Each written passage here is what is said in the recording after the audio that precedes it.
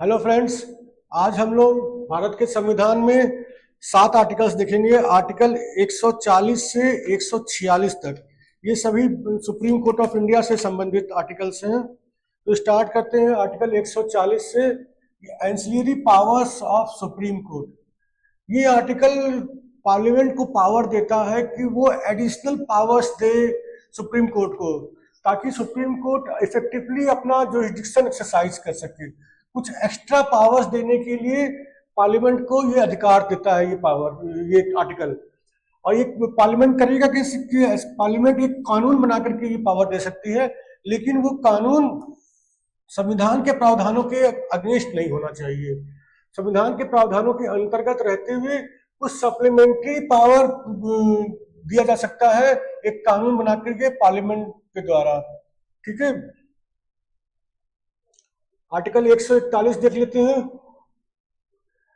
Law declared by Supreme Court to be binding on all courts. जो भी supreme court law declare करता है वो सारे कोर्ट्स पे बाइंडिंग होता है। लिखा है judgement of the supreme Court is binding on all courts in India. सारे कोर्ट्स के ऊपर वो सुप्रीम कोर्ट का जजमेंट बाइंडिंग होता है। जो भी भारत के टेरिटरी के अंदर है कोर्ट्स, उनके ऊपर वो बाइंडिंग होता है। लेकिन ये जो सुप्रीम कोर्ट का जजमेंट है वो सारे कोर्ट्स पे बाइंडिंग तो होगा, लेकिन सुप्रीम कोर्ट के ऊपर बाइंडिंग नहीं होगा। सुप्रीम कोर्ट के पास अधिकार है कि वो अपने जजमेंट को पलट दे। ठीक है, उसमें रिव्यू पिटीशन हो सकता है, क्यूरेटिव पिटीशन हो सकता है। सुप्रीम कोर्ट अपने जजमेंट को पलट सकती है, लेकिन जब तक वो पलटती नहीं है तब तक सारे कोर्ट्स पे, इंडिया के सारे कोर्ट्स पे वो बाइंडिंग होगा वो जजमेंट।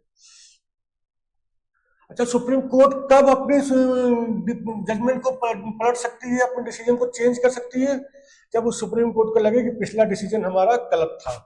ठीक है, और या फिर it has harmful effects on the general interest of the public. जनता के इंटरेस्ट पे ये हार्मफुल है, हार्मफुल इफेक्ट है इसका पड़ रहा है, तो सुप्रीम कोर्ट अपने डिसीजन को पलट सकती है।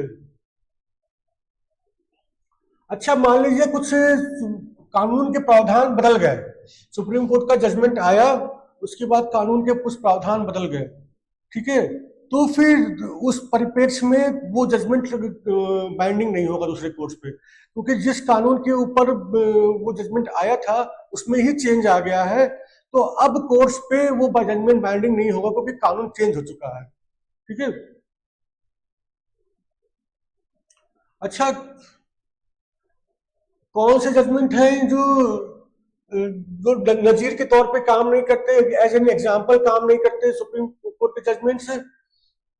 वो वाले judgement which are based on any concession और स्पेसिफिक फैक्ट्स, ये एज एन एग्जाम्पल काम नहीं करते। ये अगर ऐसे जजमेंट है, कुछ कंसेशन दिया गया है कुछ स्पेशल केस में, या फिर कोई स्पेसिफिक फैक्ट है किसी केस में जो एकदम स्पेसिफिक उसी केस में था, तो उस पर कुछ जजमेंट दिया गया है, तो बाकी कोर्ट्स के लिए ये एज एन एग्जाम्पल या एज ए नजीर वो काम नहीं करेगा। अच्छा, ये चार और तरीके के जजमेंट्स हैं, डिसीजंस हैं सुप्रीम कोर्ट के जो बाइंडिंग नहीं है दूसरी कोर्ट्स के ऊपर। डिसीजन पर इंकुरियम, डिसीजन पर इंकुरियम मतलब decision given in ignorance of the terms of a statute और rule having the force of a statute. अगर कुछ कानून है उसकी इग्नोरेंस में कोई डिसीजन दे दिया गया है गलती से, या कोई रूल है जो भी कानून की ही पावर से बना है, तो उसके अगेंस्ट डिसीजन दे दिया गया उसको इग्नोर करते हुए, तो वो लागू नहीं होगा। ठीक है, वो एज एन एग्जाम्पल नहीं रहेगा दूसरे कोर्ट्स के लिए। दूसरा है ओबिटर डिक्टा, यानी कि statements which are not part of the ratio decidendi. तीसरा है अ डिसीजन पास्ड सब साइलेंटो, ये बहुत इजी है, विदाउट एनी आर्गुमेंट और debate on the relevant question. अगर कोई भी रेलिवेंट क्वेश्चन है उस पर कोई आर्गुमेंट नहीं हुआ, डिबेट नहीं हुआ, उसके बावजूद डिसीजन दे दिया गया, तो वो दूसरे कोर्ट्स के लिए एग्जाम्पल के रूप में नहीं रहेगा वो जजमेंट। चौथा लास्ट है an order made with the consent of the parties and with the reservation that it should not be treated as a precedent. दोनों पार्टीज की कंसेंट से कोई ऑर्डर बनाया गया है और ये इसमें लिख दिया गया है कि ये as a precedent as an example quote नहीं किया जाएगा कहीं पर भी, तो वो भी किसी बाइंडिंग नहीं होगा किसी कोर्ट पे। कौन कौन से जजमेंट प्रेसिडेंट के रूप में काम करते हैं? जो जजमेंट जो बेस्ड है किसी एनालिसिस और examination of the provisions of law, किसी प्रोविजन ऑफ लॉ के एनालिसिस किया कोर्ट ने, सुप्रीम कोर्ट ने, और उसका एग्जामिनेशन किया, उस पर बेस्ड कोई जजमेंट आया, और तो फिर वो एक प्रिंसिपल ऑफ लॉ से इमिनेट होगा, उसका लॉ की व्याख्या हुई उसकी, उस तरह सुप्रीम कोर्ट ने करी। तो ये फिर इस टाइप के जजमेंट प्रेसिडेंट के रूप में काम करेंगे, क्योंकि उस संविधान कानून के किसी प्रावधान का सुप्रीम कोर्ट ने व्याख्या किया है, तो वो प्रेसिडेंट के रूप में काम करेंगे बाकी कोर्ट्स के लिए। ठीक है, लेकिन ये काम सुप्रीम कोर्ट तभी करेगा जब वो संग में रीजंस भी दे। ऐसा नहीं है कि सीधे जजमेंट दे दे, संग में उसकी रीजंस भी कोर्ट करेगा सुप्रीम कोर्ट, तब जाकर के वो ये बाइंडिंग होगा, प्रेसिडेंट होगा। आर्टिकल 142 पे आ जाते हैं। Enforcement of decrees and orders of supreme court and orders as to discovery etcetera. ठीक है, ये बहुत छोटा सा है। सुप्रीम कोर्ट अपनी जुरिस्डिक्शन एक्सरसाइज करती है, उस दौरान वो सुप्रीम कोर्ट कुछ डिग्री पास कर सकती है, ऑर्डर पास कर सकती है। किस लिए ऑर्डर पास कर सकती है? क्योंकि वो जरूरी है जस्टिस देने के लिए, और जो भी मैटर पेंडिंग है उसके भी सामने उसके विषय में जस्टिस देने के लिए जरूरी है। वो ऑर्डर और डिग्री जो होगा वो पूरी इंडिया में की टेरिटरी में एनफोर्स किया जा सकता है, और इसके लिए पार्लियामेंट कानून बनाती है। पार्लियामेंट कानून बनाएगी और वो ऑर्डर पूरी इंडिया की टेरिटरी में एनफोर्स किया जा सकेगा, सिर्फ एक पर्टिकुलर रीजन में नहीं। अच्छा, अगर पार्लियामेंट ने अभी तक कोई कानून नहीं बनाया है तो फिर ये उस तरीके से एनफोर्स होगा जो प्रेसिडेंट एक ऑर्डर से प्रेस्क्राइब करे, और वो ऑर्डर का नाम है supreme court degrees and orders enforcement order 1954। तो अभी कानून नहीं बनाया है पार्लियामेंट ने, इसलिए जब तक प्रेसिडेंट का एक ऑर्डर है, ये नाम है इसका, वो उसके तहत, उस ऑर्डर के प्रावधानों के तहत ये एनफोर्स किया जाएगा सुप्रीम कोर्ट के डिक्रीज एंड ऑर्डर्स को। अच्छा, आर्टिकल 142 है ये, इसके प्रावधान तब तक नहीं इन्वोक किया जा सकते जब तक कि कोई ऑल्टरनेटिव रेमेडी अवेलेबल है, और वो ऑलरेडी अवेल्ड है। कोई ऑल्टरनेटिव रेमेडी अवेलेबल है और वो ऑलरेडी अवेल्ड है, तो फिर उस केस में आर्टिकल 142 इन्वोक नहीं किया जा सकता। ये जो पावर्स है ये केवल इसका पर्पस है to correct orders when other remedy is not available. अगर कोई और रेमेडी नहीं अवेलेबल है तो ऑर्डर्स को करेक्ट करने के लिए ये पावर दी गई है।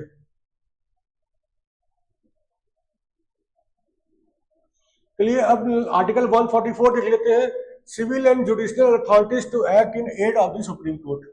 ये बहुत छोटा सा एक लाइन का है।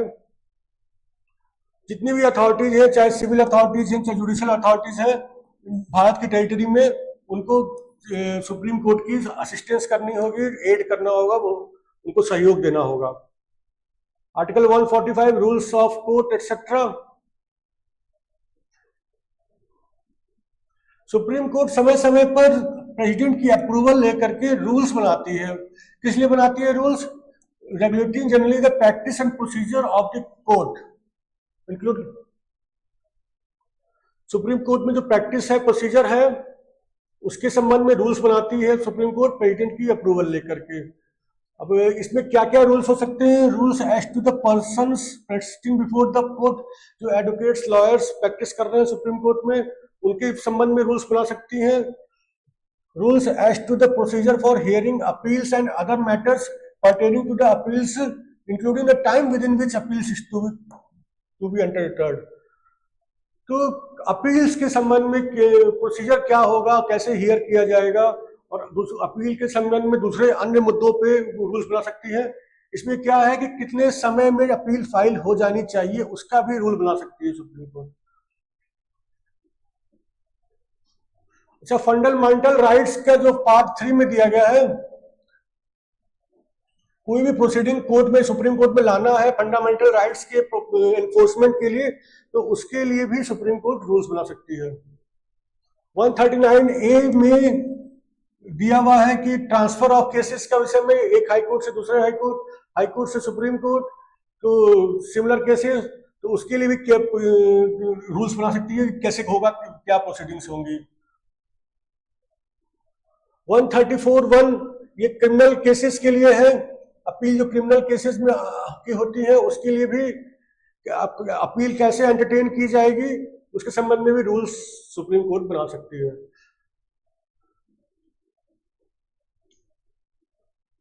इसके अलावा नेक्स्ट है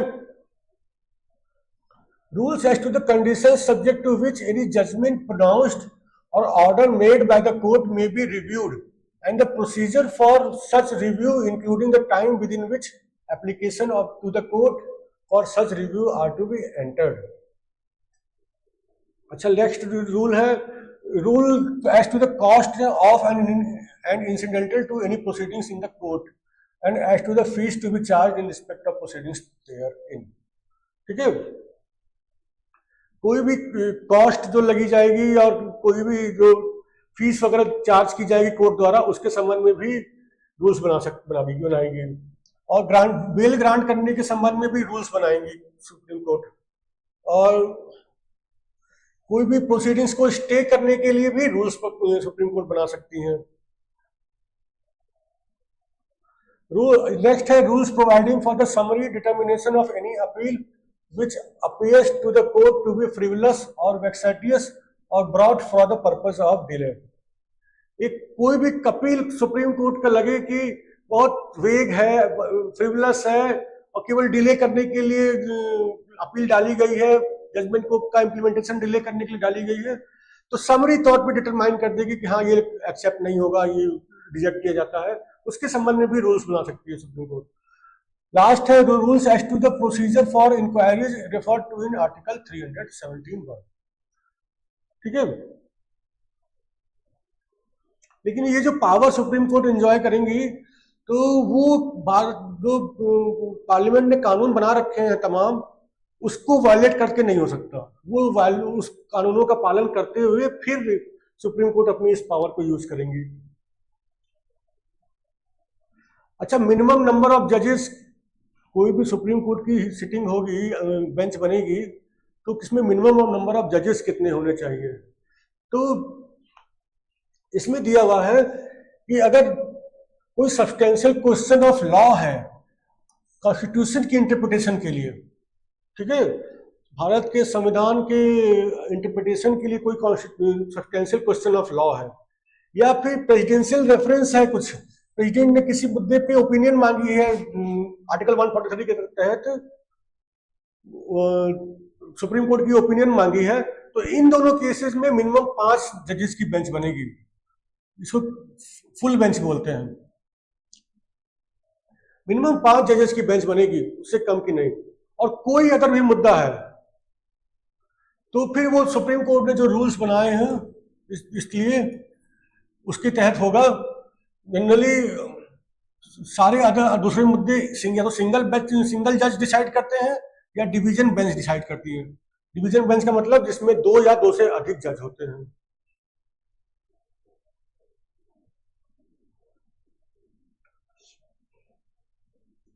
केवल ओपन कोर्ट में ही सुप्रीम कोर्ट अपना जजमेंट दे सकती है, ठीक है। और ओपन कोर्ट का मतलब क्या होता है? ओपन कोर्ट का मतलब होता है जहां पे ऐसी कोर्ट जिसकी प्रोसीडिंग सब ओपन है और सबके लिए एक्सेसिबल है, पब्लिक के लिए भी, मीडिया के लिए भी। अब जिसकी प्रोसीडिंग्स पूरी ओपन है और पब्लिक और मीडिया के लिए एक्सेसिबल है, तो उस ओपन कोर्ट में होता है। ओपन कोर्ट के अलावा और कहीं भी वो जजमेंट नहीं दिया जा सकता सुप्रीम कोर्ट के द्वारा।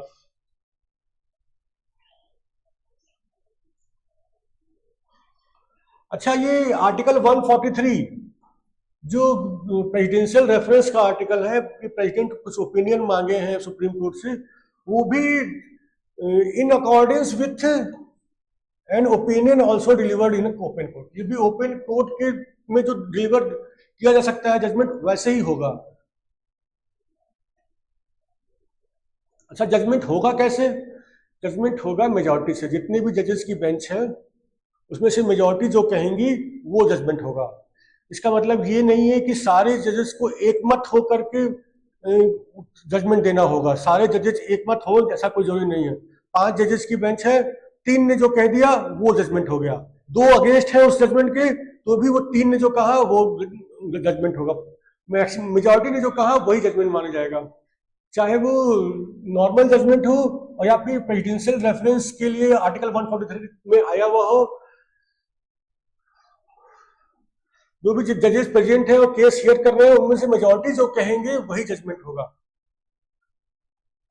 और बाकी जो डिसेंट कर रहे हैं, जो अगेंस्ट जजमेंट के फेवर में नहीं है, वो अपना दे सकते हैं कि हमारा ये ओपिनियन है, लेकिन उनका माना जजमेंट उनका नहीं माना जाएगा, माना जाएगा उनका जिनका मेजॉरिटी जो कह रही है।